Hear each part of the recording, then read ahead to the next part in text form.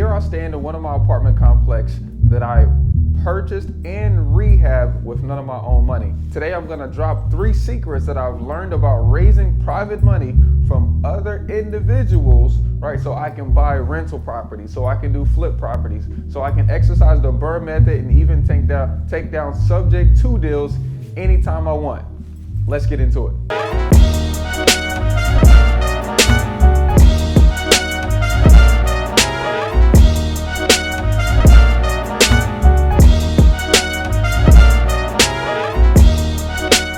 You have to find great deals, but whenever you find those great deals and you need, let's call it $50,000 for the purchase, $50,000 for the rehab, and the property will be worth $150,000, essentially you need $100,000 to do one deal. Now, most people think, well, I have this money, so I'm gonna use my own cash. And that's a good way to think about it because you don't end up carrying debt, which means that you can, definitely mitigate the risk, but you also limit how many deals you can do. Today I was just telling my videographer I'm okay with doing 4 to 5 rehabs all at one time, which essentially is $500,000 to $750,000 of projects at one time because I'm using OPM. Now, most people don't have $750,000 in their bank that they can play and invest with, so it'll be difficult to say, hey, I'm gonna do 4 or 5 properties at one time. Okay, now my strategy to actually doing that amount of deals all at one time is creative because I wanna make money every single month inside of real estate investing. Now, if I'm just doing one flip, it might take me 4 months to rehab it. It might take me another month to sell it, and then another 2 months for that buyer to close on it. And so if I can only afford to do one rehab to resell, and it takes me 8 months to complete, how do I make money during those 8 months? Okay, this is how, and this is why raising private money is so important. It gives, people like yourself and myself, just average Americans here working, trying to get to the next level, an opportunity to make money monthly. So the first thing that you guys need to do in order to raise private money to cover your deals is to go out and network. Now, that might seem like a very basic kind of task, but you need to have intentionality behind it. Next time you go to a local meetup, make sure that you present yourself as though someone, who is a real estate investor would present themselves as. Okay, so what I mean is when you go to church, when you go to a real estate investing meeting, when you are out at a restaurant, you should not be to yourself, okay? Because my personal self, I'm quiet, I'm cool, I'm country, I like to be by myself. I really don't like to be on the phone like that. But my personal self going into the bar on a Friday night would not talk to anybody. I would just get my food, I'd get my beverage, I'd watch the game, and I'd leave. But my real estate investor self, I have to go in looking apart, okay? Even if I'm not dressed down to the T in a suit, I'm still looking apart. I'm very clean. I look presentable, my haircut is nice, and when I sit down at the bar as my real estate investor self, I'm sitting down to network. What's up, John? What's up, Sarah? People beside me, I'm meeting. Okay, and then I'm also hitting those people with my pitch. Hey, when someone asks me, what do you do for a living? I have a pitch that's ready to go. That's like simple and clean so people can know exactly what I do and intrigues their interest. Okay, just like the intro of this video, right? So my pitch to people when they say, hey, what do you do? And I'm at an event, I'm at a networking event, or I'm just simply at the bar, as I say, hey, I'm a real estate investor. I buy property with other people's money while showing them how to get double-digit returns. That is simple enough to where people know I'm not a realtor. I don't represent people on their behalf and sell their property for them. I'm not a contractor. I'm not fixing up houses for other people. It's very clear that I'm a real estate investor.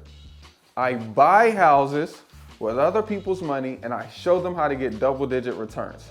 Ding, ding, I'm a real estate investor. I have an investment firm. I want other people to invest with me.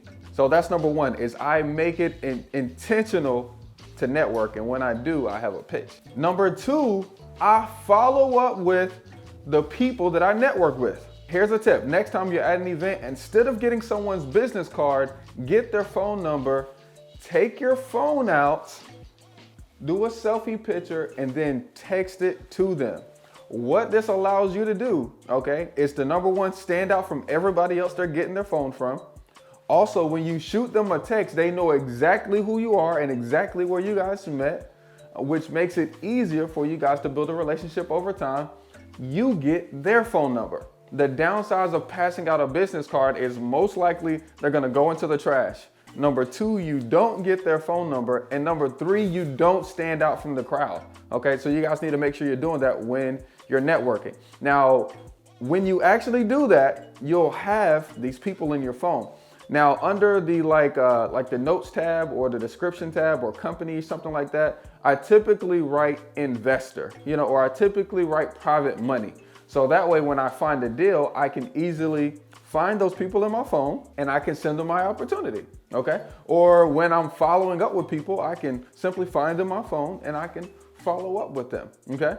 Now, secondly, when I follow up with them, you need to be a salesperson. They still don't know you. They met you, they spent 5-10 minutes talking to you. Great, they're intrigued. They might be interested in the future, okay? Remember that you're a salesperson. Every good sale requires bait. At the car dealership, we called it hope for gain, right? The fish sees the bait and they're like, ooh, I'm hungry, there's bait, I'm gonna eat it, okay? But you also need fear of loss. The fear of loss is the fisherman pulling the bait closer to him and further away from you, making the fish chase the bait. So this is a sales game as well, okay? Think about it. If these people happen to have $100,000, $500,000, $1 million inside of an account that they could possibly use, whether that's a 401k, IRA, cash value life insurance policy, in cash or in a line of credit, they're sophisticated. So you have to out sophisticate them. I'm telling you, hope for gain, fear of loss. Hope that helps you guys. Now, lastly, is you need to structure an amazing deal, okay? You need to structure an amazing deal. Number one, the real estate deal that you find has to be an amazing deal. Has to be so good when you send it to them, they're like, wow, I don't know if I could have did that. I gotta invest in it, okay? So if it's a cash deal that you need funded, be sure that your price has a great loan to value ratio, meaning the ARV, let's call it 150, you picked it up for 50 grand. That's like amazing. I gotta do this deal, okay? Matter of fact, that deal is so good, I hope he doesn't finish it so I can get the property back from him myself. That would be an awesome opportunity. Number two, when you're structuring the deal, you need to make sure you actually have an exit strategy. Okay, now there's 3 ways that I suggest that you structure your deals and actually go over them inside of our weekly coaching calls on Sundays at 9 p.m. So I'll leave that right there for you so you guys can join our community and get in with our guys who are actually doing business, talking about this every single week. And then last, you need to make sure that your numbers at the end of your project allow your investor to make his interest, allow you to make your profit, and then allow room for your realtor or room for your property manager to make their money as well. When you're able to put all 3 together, just like I did this morning, just like I did on this apartment complex, just like I did last week, okay, this is a weekly thing for us, okay? We're real estate investors. Money comes to us easily, frequently, and in abundance. Whenever we do this correctly, we'll create opportunity not just for ourselves, but for our private money guys to turn their retirement accounts into performing notes.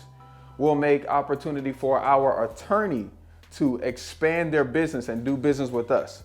We'll give our families opportunity to inherit a legacy from us, okay? And so look, to get started, you need to have a great deal. I'm gonna drop this video right here so that way you guys can get to the bag. Peace.